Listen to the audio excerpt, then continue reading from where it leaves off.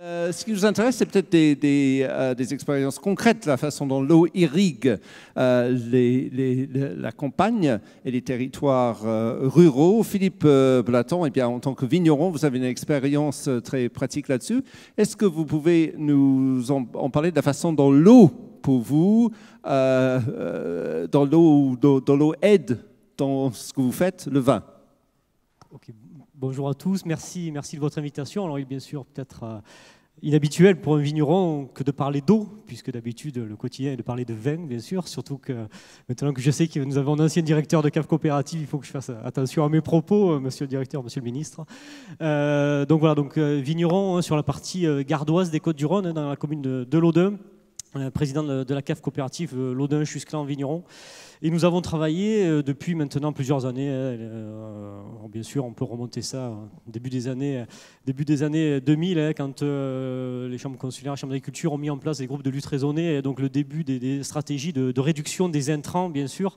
Donc on a ce pilier formation, information du vigneron également, pour aller vers des pratiques beaucoup plus respectueuses de l'environnement. Et nous avons rencontré, par le biais de la Chambre d'agriculture, particulièrement celle du Gard, mais je sais que les autres chambres d'agriculture de mon territoire, bien sûr, travaillent en ce sens. Donc la mise en place de mesures de la protection de la ressource en eau aujourd'hui. Donc ressource en eau qui, pour nous, est souvent impactée. Alors on en parlait un petit peu ce matin. Certainement moins par les nitrates que par les désherbants, si on devait mettre des mots sur des choses. Mais effectivement, des pratiques respectueuses de l'environnement. Donc l'Agence de l'eau, à ce titre, nous a accompagnés, bien sûr, dans des projets agro-environnementaux, des mesures agro-environnementales. L'objectif, effectivement, était de changer les pratiques des vignerons, mais on pourrait étendre certainement à tous les agriculteurs. Donc le but était de réduire, autant que faire se peut, l'utilisation des désherbants. Donc nous avons mis en place des choses qui apparaissent, bien sûr, aujourd'hui presque naturelles, beaucoup d'enherbement, bien sûr, dans nos parcelles de vignes, notamment dans le pourtour des tournières, ce qu'on appelle le tour des vignes, bien sûr, mais également dans l'entre-rang, et où, bien sûr, le travail du sol, qui a repris beaucoup d'importance dans nos vignobles. Donc voilà, une série de mesures importantes. Quelque chose qu'on a essayé de générer. Alors bien sûr, il y a un accompagnement financier qui n'est pas neutre. Ce sont des plans quinquennaux avec lesquels nous travaillons, notamment avec l'Agence de l'eau. On a parlé également un petit peu d'économie ce matin. Et c'est là où peut-être qu'on est pleinement dans la thématique, levier de croissance, levier de valeur. C'est que ces démarches que je qualifierais de vertueuses, bien sûr, doivent amener une plus-value, une valeur au produit vin en l'occurrence. Et nous avons intégré pleinement ces démarches à l'intérieur de nos cahiers des charges personnels, de la structure économique cave coopérative, qui fait qu'à un moment donné, quand on veut essayer de valoriser, on y intègre cette notion-là. Donc nous engageons nos vignerons à le faire, mais de façon assez punchy, en disant si vous voulez faire partie de ce qui est de meilleur chez nous, en tout cas sur les produits les plus valorisés, il vous faut absolument intégrer ce type de pratique. Donc des démarches éminemment vertueuses, parce que bien sûr... C'est la charte paysagère, c'est ça? Alors ça, c'est après, c'est un peu plus grand en fait. Voilà. Donc là, on est plutôt sur le périmètre de la cave coopérative. Il y a une grosse cave coopérative qui aujourd'hui... un périmètre d'action sur 3000 hectares, et donc nous avons, avec l'Agence de l'eau, sur notre bassin versant, généré de nouvelles pratiques, en tout cas respectueuses de la ressource en eau. Voilà, donc sur un périmètre cave coopérative. Quelle est la motivation pour ce genre d'initiative? C'est économique ou c'est environnemental, c'est politique, c'est quoi? C'est tout ça à la fois. Il y a bien sûr du politique derrière. Je vous le disais, une structure coopérative, c'est beaucoup d'humains, c'est quelque chose. Faut les mobiliser autour d'un projet porteur de valeurs image, mais valeurs financières, bien sûr, également. Donc, il faut que nous intégrions dans nos cahiers des charges, dans nos pratiques, des éléments vertueux que nous pourrons retransmettre à l'aval de la filière, négociants, grande distribution, marché export. Aujourd'hui, nous avons beaucoup de sollicitations de la part de cet aval de la filière pour savoir ce que nous mettons en œuvre pour protéger globalement l'environnement. La ressource en eau aujourd'hui, on est dans cette thématique-là, mais globalement, tout notre environnement. Donc une démarche vertueuse, politique, parce qu'il faut un engagement très fort, bien sûr, du président de la cave coopérative, de son directeur et également, de l'ensemble du conseil d'administration. Mais vous le harcelez, comment Complètement, vous faites? je suis un tyran en la matière. Non, en fait, non, on essaye bien sûr d'aller sur de la formation. On a parlé un petit peu ce matin du Grenelle de l'environnement, de ce qui avait été mis en place. Alors, il y a bien sûr une lourdeur administrative de temps en temps, hein, mais je crois qu'aujourd'hui, la formation et l'information de ce que veut aujourd'hui le consommateur en matière de protection de l'environnement est important. Et dans le cadre de cette formation, sensibilisation, nous arrivons à mobiliser bien sûr des adhérents d'une cave coopérative et également sur des périmètres plus larges, type l'appellation Côte-du-Rhône et certainement la filière viticole aussi dans son ensemble. Nous parlions ce matin donc du débat avec le public. Vous venez de parler des consommateurs. Est-ce que vous avez remonté sur leurs exigences en matière de l'environnement et particulièrement sur l'eau? Je ne sais pas, est-ce qu'on vous dit des choses? Est-ce qu'on vous pose des questions de plus en plus sur vos produits? Je dirais aujourd'hui, certainement pas le consommateur, en tout cas pas de façon formalisée, précise sur un certain nombre de choses. En revanche, l'étage intermédiaire, hein, donc soit la partie négoce, soit la partie distribution, aujourd'hui est très très très sensible sur ce que sont nos pratiques. Il est important, et nous ne l'avons pas aujourd'hui complètement fait, de calibrer, je dirais, ce que doivent être peut-être les différents éléments que l'on retrouve hein, dans les produits type alimentaire, mais également dans le vin. Donc, là, je dirais aujourd'hui, le consommateur est sensibilisé, c'est important, n'a pas une connaissance fine. Par contre, l'étage intermédiaire, lui, est très très sensibilisé, mais je dirais une forme de pression quant à nos pratiques. Alors, il y a l'engagement de nos pratiques, la réalisation, hein, tout ça prend un petit peu de temps, mais aujourd'hui, on a une vraie pression, je pense, de nos distributeurs en la matière. Il est sensibilisé, mais est-ce qu'il est d'accord pour payer un peu plus cher? Alors là, je ne suis pas sûr. Je ne suis pas sûr. Je prendrai un exemple qui ne fait pas plaisir, en tout cas, ou en tout cas qui risque de ne pas faire plaisir à je dirais une majorité d'entre nous, consommateurs, et particulièrement sur le vin.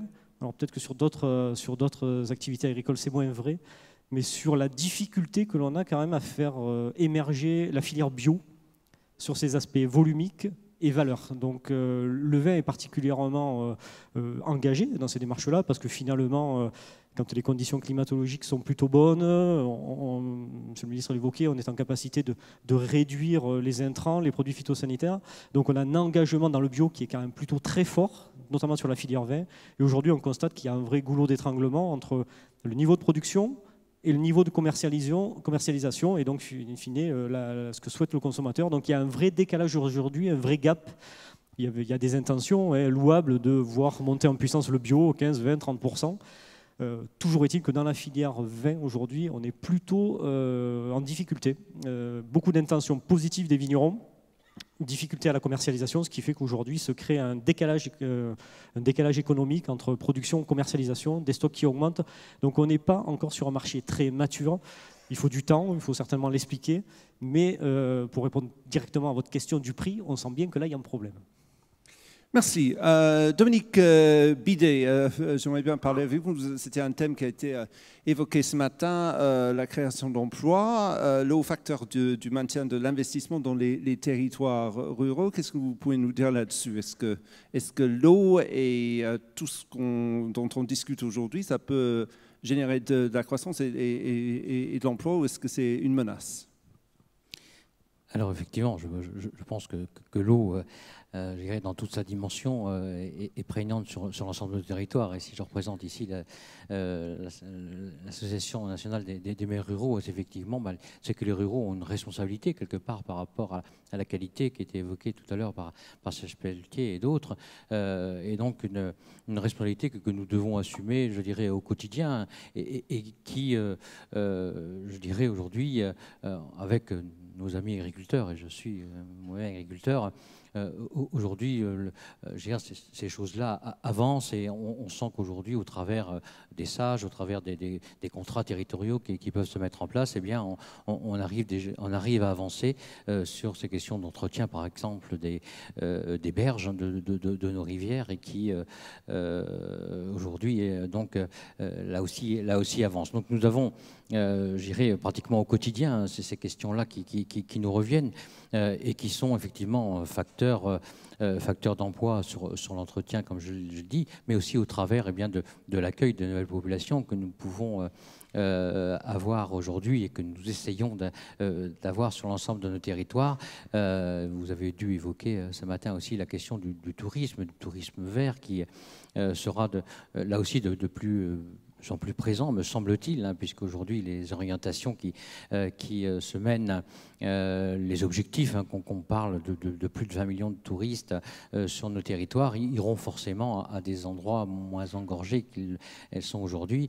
Et pour le coup, je pense que nos concitoyens se ressourceront, sans jeu de mots, plus facilement sur nos territoires. Donc on a un panel de gisements d'emploi sur l'ensemble de ces questions, mais qui est aussi, en termes d'accueil de nouvelles populations, j'y reviens, c'est l'exemplarité que nous devons avoir, nous, au travers en tant qu'élus, les 32 000 maires de France, les maires ruraux, doivent aussi faire en sorte que sur ces questions-là, que ce soit sur le zéro pesticide par exemple, et donc d'autres pratiques, et donc là également, hein, si on parle d'emploi multiplié par 32 000, c'est toujours un petit peu plus de travail quand on ne désherbe plus, mais c'est un choix non seulement économique mais social, qui permet donc, je dirais, de voir la cité autrement pour demain.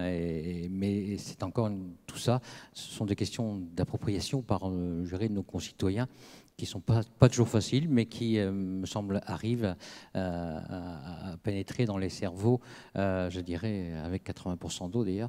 Donc, c'est de plus en plus, parce que, voilà, je pense que cette question-là, à force d'en reparler, le travail qui peut être mené avec les agences de l'eau d'une manière générale, cette solidarité urbain-rurale, on peut parler aussi de l'assainissement derrière, de la nouvelle organisation de ce fonctionnement de l'assainissement avec cette délégation aux EPCI dès 2020 va aussi bouleverser un petit peu.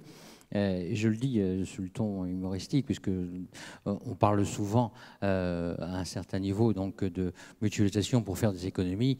L'exemple, par exemple, de mutualisation sur l'assainissement, va pas aller dans le sens de l'économie, parce qu'on va doubler le prix de l'eau usée, ne serait-ce que par le regroupement sur un territoire d'un syndicat. Donc, oui, soyons vigilants quand même sur ces questions d'économie, mais toujours est-il ce que derrière, on y revient, ça sera des emplois supplémentaires sur des gens qui vont tourner sur les territoires alors qu'on nous avions la proximité avant. Mais voilà, toujours est-il que c'est un détail, mais c'est un ensemble de choses qui fait que nous sommes des acteurs, hein, dans ces milieux ruraux.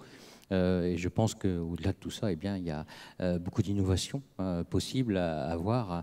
Je n'ai pas évoqué, par exemple, le thermalisme, mais tout ça tourne autour de l'eau et nous en sommes conscients. Et je pense que tous les territoires de France avancent sur ces questions. Est-ce que vous avez des réunions pour parler des problèmes de conflits d'usage? Parce que vous êtes face à ce qu'on a parlé ce matin, des conflits d'usage de l'eau. Vous êtes au premier abord vis-à-vis de ces problèmes. Je pense qu'il y a eu un moment où, effectivement, les agriculteurs ont été pointés du doigt. Je pense qu'il y a un effort aujourd'hui considérable avec, par exemple, les zones tampons, les zones enherbées le long des rivières, qu'aujourd'hui, on a quand même là aussi une conscience collective qui s'est levée, mais que quand on va, je dirais, toucher, pour revenir au conflit d'usage, par exemple, au zéro pesticide, c'est pas toujours facile, parce que les gens ont été habitués, c'est une question d'habitude, à avoir des trottoirs propres, etc. Aujourd'hui, on leur explique que pour couper de l'herbe mécaniquement, il faut qu'elle pousse. Donc donc tout ça ira par la communication. Je pense qu'on avancera, mais je reviens sur l'exemplarité que nous devons avoir au niveau de nos collectivités. Bien, je donne la parole maintenant à Bernard Vuaya. Vous êtes le vice-président du parc naturel et régional du Haut-Jura. Donc, vous êtes obligé de mettre en œuvre une politique spéciale pour préserver le patrimoine. Comment est-ce que vous gérez les besoins d'eau pour votre parc? Tout d'abord, je vais vous présenter un peu le parc. Le parc, c'est ça. Bien dans le micro, s'il vous plaît, qu'on vous entende. Voilà. Contre le menton, c'est ce qui est mieux. D'accord. Le parc, c'est 122 communes adhérentes dans le Jura, le Doubs et l'Ain. C'est 7 villes-portes, c'est 11 communautés de communes et c'est 180 000 habitants. 82 000 habitants hors ville-porte. Nous sommes réunis autour d'une charte avec une idée transversale depuis le début concilier préservation de l'environnement et développement économique. Au niveau du parc, les élus sont allés un peu plus loin avec une forte conviction, c'était que l'environnement n'était pas un handicap, mais un atout au service du développement économique. Le territoire du parc du Jura a une forte responsabilité par rapport à l'aval. Le plateau jurassien est un sol karstique. Sa position en tête de bassin versant l'oblige à s'assurer du contrôle des eaux plus que les autres, puisqu'il est hors de question d'envoyer des eaux polluées. C'est les gens d'en bas qui consomment notre eau, c'est les gens dessous. Voilà, que vous dire encore? L'eau, on a une ambition sur ce parc et des actions depuis 30 ans. Améliorer la qualité de l'eau, donc par rapport aux pollutions importantes liées à l'industrie, j'en parlerai plus loin. Gérer au quotidien les cours d'eau, les berges, les embâcles, pour notamment préserver des inondations. Améliorer le fonctionnement hydraulique, la morphologie et la continuité des cours d'eau et des zones humides. Mettre en valeur le patrimoine lié à l'eau. Ouverture paysagère, ça c'est restauration du petit patrimoine, sentier de découverte, là on parle tourisme. Concilier les usages et tout récemment valoriser les labels. Sur notre parc, on a quelques exemples chiffrés de résultats de l'engagement du parc. On a 130 hectares de zones humides restaurées. On a 7,5 km de cours d'eau reméandrés. Alors, pour parler de reméandrement, qui est une action forte du parc, et je pense qu'il va servir d'exemple à beaucoup de gens, nous avons dans ce petit bouquin qui est édité par l'Agence de l'eau, qui en parle plus que j'en parle aujourd'hui. Je vais montrer le livre, donnez-le-moi. Voilà, on peut le montrer comme ça. Alors, c'est de l'eau dans les mains. Voilà. Colline Bérard. Voilà. C'est ça. Je vais faire un plan dessous. Voilà. Alors, faites la pub pour ce livre. Eh bien, écoutez, c'est sur, à l'intérieur de ce bouquin, on parle du remembrement d'un cours d'eau. Pour vous dire, ce cours d'eau, comme beaucoup de cours d'eau qui étaient en zone humide, les agriculteurs avaient supprimé les méandres, avaient tracé tout droit, une rivière toute droite. Ils se sont aperçus que même en traçant une rivière toute droite, les prés qui étaient autour n'avaient aucun rendement, donc ils l'ont abandonné. Et le parc du Haut-Jura, là, c'est un boulot énorme. Ça va servir d'exemple et c'est vraiment une réussite. Je vous invite vraiment à regarder sur ce bouquin ce que ça a donné.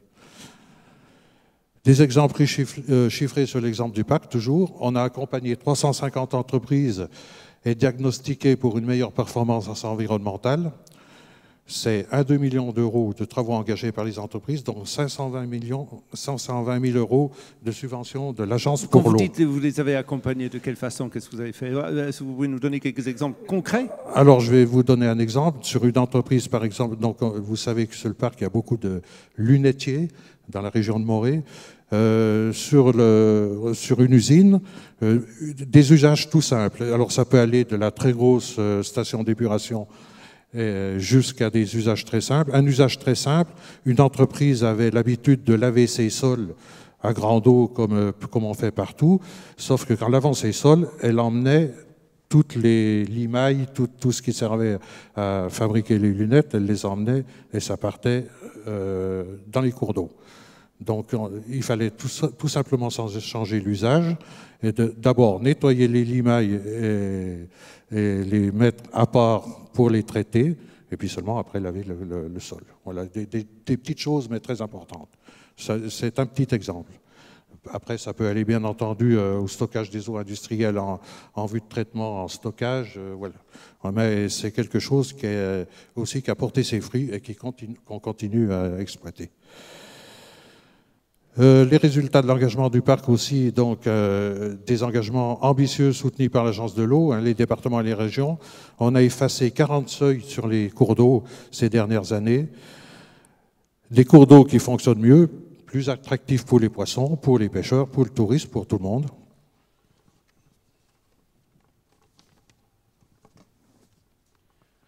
Pour revenir à des moyens humains et financiers importants pour des retombées économiques aussi, donc Sur ce fameux remembrement de la Lemme, qui est le ruisseau, la petite rivière qu'on a remembrée, une entreprise a été créée sur le territoire grâce à ce marché de restauration des zones humides. Aujourd'hui, cette entreprise sert d'exemple pratiquement sur la France entière. On a vraiment fait créer une entreprise et spécialisé des gens. On a un engagement aujourd'hui qui est reconnu à travers des labels, notamment les labels de l'Agence de l'eau sur les rivières en bon état. On a aujourd'hui 11 rivières classées en bon état. Et on a surtout quelque chose qui fait notre fierté, d'autant plus que je suis le maire qui est traversé par cette rivière. On a la première rivière sauvage classée en France. Voilà, avec un label important, puisque effectivement, on est les premiers. En perspective de produits touristiques, bien entendu, parce qu'une fois qu'on a notre rivière classée et qu'elle est connue pratiquement dans la France entière, maintenant, peut-être voilà, beaucoup de retombées économiques, touristiques. Voilà. Je vous écoute tous les trois et en fait... Juste pour finir, je voudrais quand même remercier tous les gens qui nous soutiennent, et notamment l'Agence de l'eau, le label Rivière Sauvage, les régions, très importantes, Franche-Comté et Rhône-Alpes, les départements, bien entendu, Doubs, Jura 1, le programme LIFE, Natura 2000, et quelqu'un avec qui on a beaucoup travaillé et qui nous a beaucoup aidé, les fédérations de pêche. C'est comme les Oscars, en fait, c'est ça. C'est bon? Voilà, merci. En tout cas, on peut l'applaudir voilà, pour ce bel exploit. Je vous écoute tous les trois. En fait, la chose qui vous réunit, c'est depuis trop d'années, nous avons maltraité l'eau. Nous avons pris l'eau comme un acquis, quelque chose dont il ne fallait pas s'occuper. C'est ça, en fait, le thème qui réunit ce que vous avez dit. Et maintenant, nous sommes en train de nous rendre compte de plus en plus que l'eau est un bien très, très précieux. C'est ça. Mais est-ce que ce n'est pas un peu tard?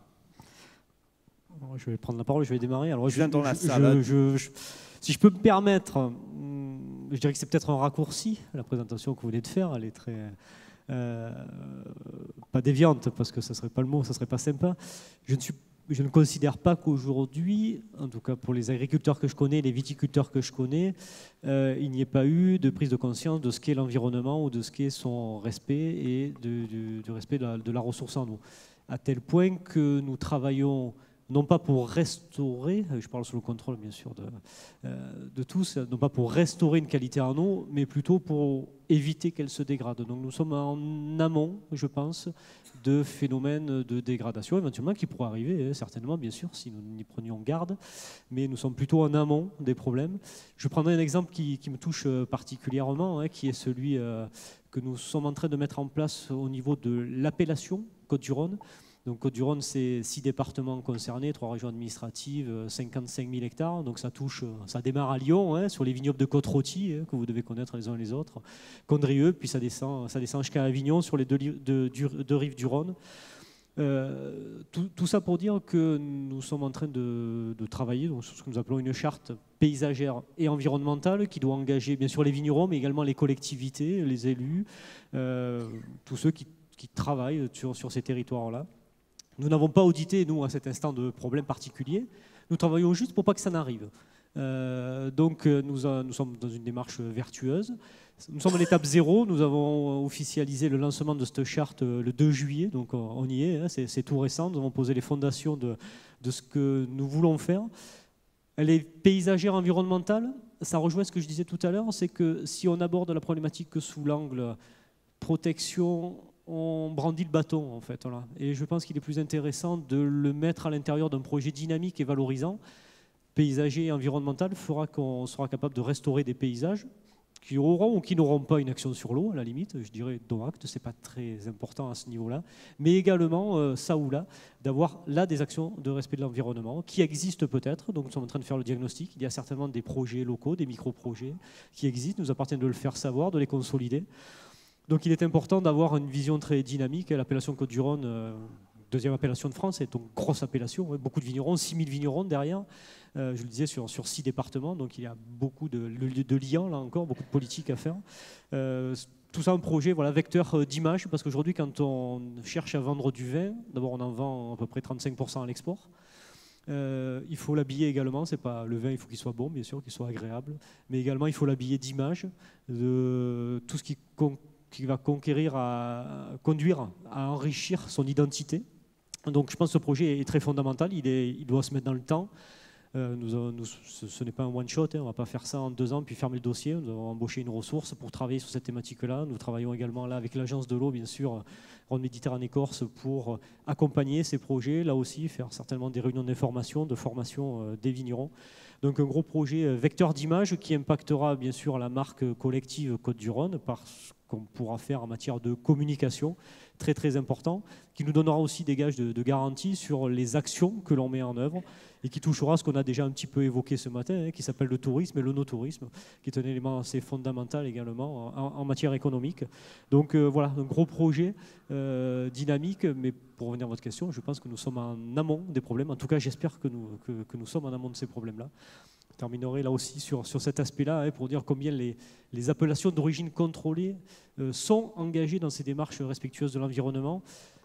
Par l'intermédiaire de notre syndicat national, dont j'ai la chance d'être secrétaire général, donc la CNAOC, nous avons dans le cadre du dernier projet de loi d'avenir agricole poussé et réussi à mettre en place la capacité qu'ont les appellations à inscrire dans leur cahier des charges des mesures respectueuses de l'environnement. Personne ne le souhaitait. Je vais dire au plus haut niveau de l'État également, nous avons dû ferrailler un petit peu, mais les cahiers des charges des appellations d'origine contrôlée, particulièrement viticoles, auront la capacité de mettre en place des mesures agro-environnementales qui seront contrôlées, parce que qui dit cahier des charges dit contrôle derrière, dit sanction. Donc c'est une démarche assez punchy dans cette logique-là. Déjà, beaucoup de cahiers des charges voient fleurir en leur sein des techniques que j'évoquais tout à l'heure, qui sont finalement après, qui vont être reproductibles, de l'enherbement et de la réduction des désherbants, notamment qui peut impacter effectivement l'image du vin. Donc plutôt des démarches proactives aujourd'hui plutôt que des démarches de correction. Donc vous voulez rendre le vin sexy Complètement. Voilà. J'espère que le vin est déjà sexy sans moi et sans nous. Voilà.